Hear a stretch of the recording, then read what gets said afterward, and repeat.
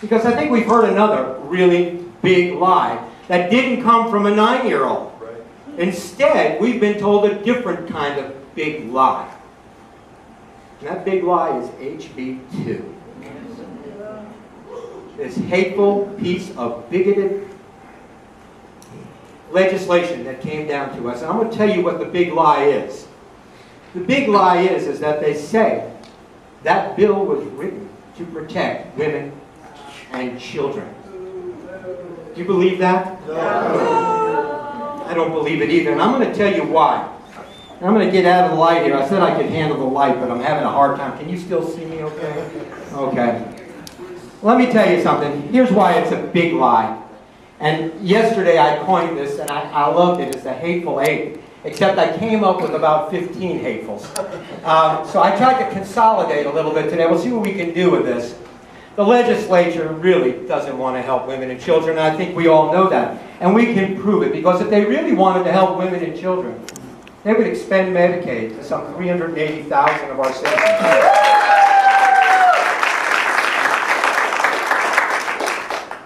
If they really wanted to help women, they would be sure that women had equal pay for equal work in this state, and they do not.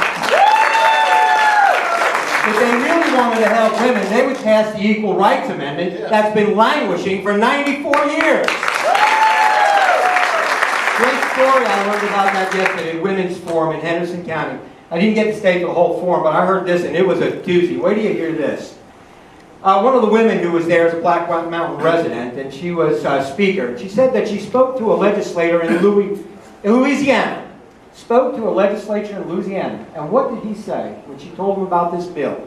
This Equal Rights Amendment, which, by the way, is 24 words long.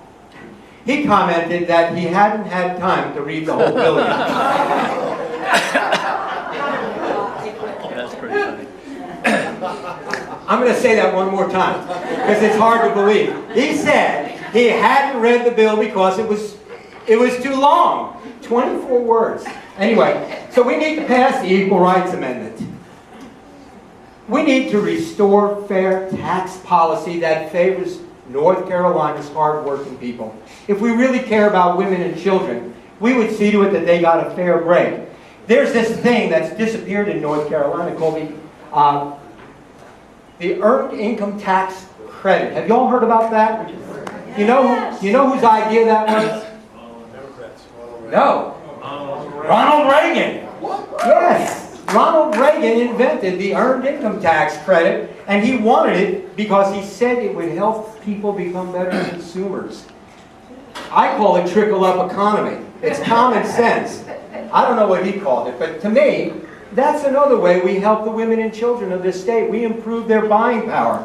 And you all know that when people have more money, they pay more taxes. And when people pay more taxes, our government benefits from the revenue. And when we have more revenue, we can do the next thing that's so important. Support our public schools the way they ought to be supported.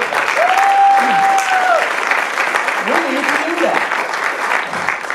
It's just common sense. Listen to this. We have teachers in this state who are, what, 46th, Paul, in the country? Is that right? 46th in the country. And if you don't care about what teacher pay is, then you need to reflect on the fact that our per pupil expenditures are amongst the lowest in the United States, and not getting any better, by the way. We will hear the legislature tell us that they need more money for vouchers. How does that help women and children? By undereducating people, by not being accountable, by not having schools accountable for the learning of our children. That doesn't prepare us for the future, and it doesn't help us.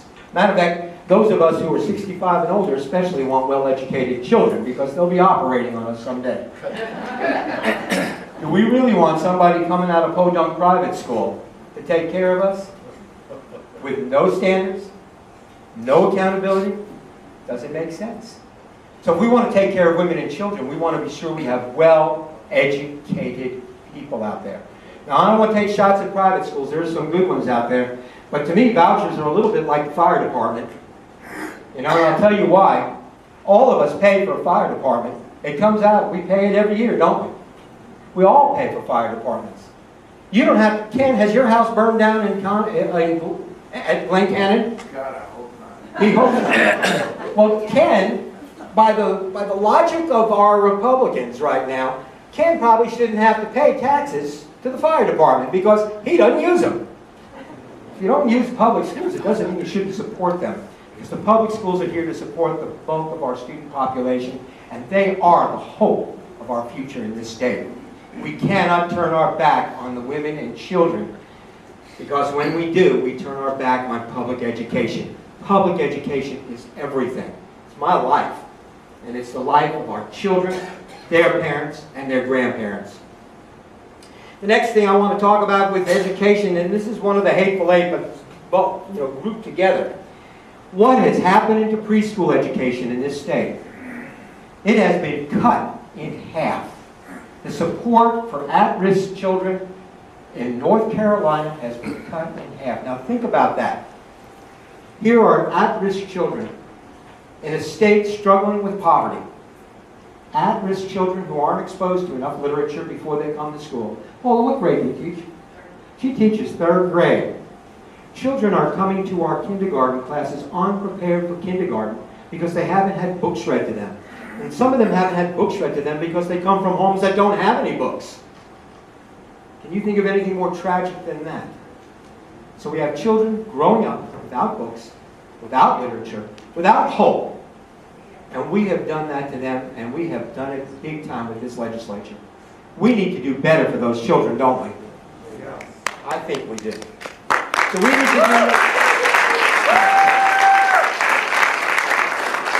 we need to restore scholarships to teachers, to young high school students who want to become educators. We have a shortage of educators in North Carolina that is burgeoning right now and growing.